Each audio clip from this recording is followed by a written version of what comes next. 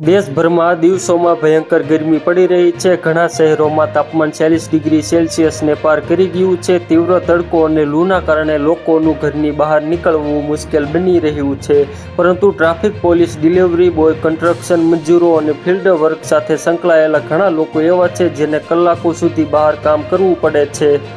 આનાથી તેમને dehydration, heat એક્ઝોશન અને હીટ સ્ટ્રોક જેવી સમસ્યાઓનું જોખમ વધી જાય છે। જો સાવચેતી ન રાખવામાં આવે તો આ સ્થિતિ જીવલેણ પણ બની શકે છે।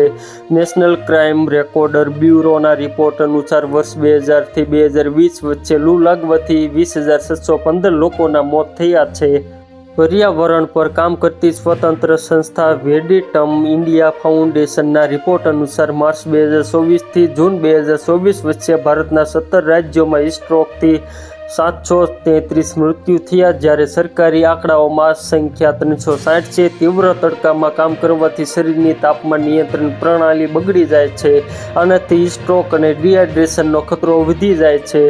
ઊંચા તાપમાનમાં લાંબા સમય સુધી કામ કરવાથી શરીરમાં પાણી અને ઇલેક્ટ્રોસાઇટની ઉણપ પણ થઈ શકે છે। આનાથી હૃદય પર વધારાનું દબાણ આવે છે અને ડિહાઇડ્રેશનને કારણે કિડનીની કાર્યક્ષમતા પણ પ્રભાવિત થઈ શકે છે।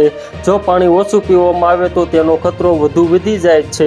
તો મિત્રો, હાલ માટે એટલું જ। ફરી મળીએ નવી અપડેટ અને નવા સમાચાર સાથે। તે પહેલાં ખાસ કરીને વિડીયોને એક લાઇક અને RTV ગુજરાતી ન્યૂઝ યુટ્યુબ ચેનલને ખાસ કરીને સબસ્ક્રાઈબ કરવાનું ભૂલતા નહીં મિત્રો।